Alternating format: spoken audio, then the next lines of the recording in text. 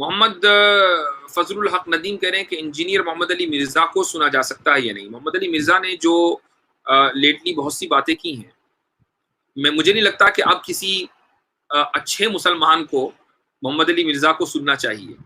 یعنی جو آدمی صحابہ کو کھل کر برا بھلا کہہ رہا ہو. دیکھیے صحابہ کے اوپر کمپرومائز نہیں کرتا ہوں، ٹھیک ہے.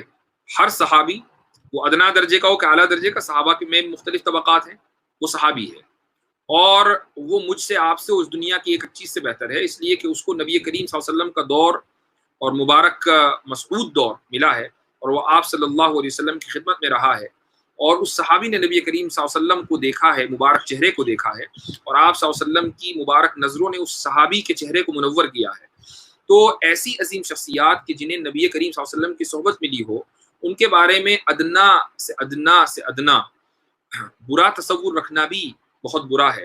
اور پھر تصور تو چھوڑ دیجئے، ان کے بارے میں کھلم کھلا ان کو برا بھلا کہنا ہسٹوریکل انالیسس کے نام پر، میں سمجھتا ہوں کہ اس سے بڑی گندگی اور برائی نہیں ہو سکتی. اس لیے ایسے لوگ جو صحابہ کے بارے میں گستاخی کرتے ہوں، ان کے بارے میں پھر کوئی ہم کمپرومائز نہیں کریں گے، اور ایسے لوگوں کو بالکل بھی سننا نہیں چاہیے. اس لیے انجینئر محمد علی مرزا سے آپ بچ کے رہیں. آپ اس کو فالو کرتے ہوں تو اس سے مجھے کوئی فرق نہیں پڑتا، لیکن اگر آپ مجھ سے پوچھیں گے تو میں یہی کہوں گا کہ اس کو مت سنیے.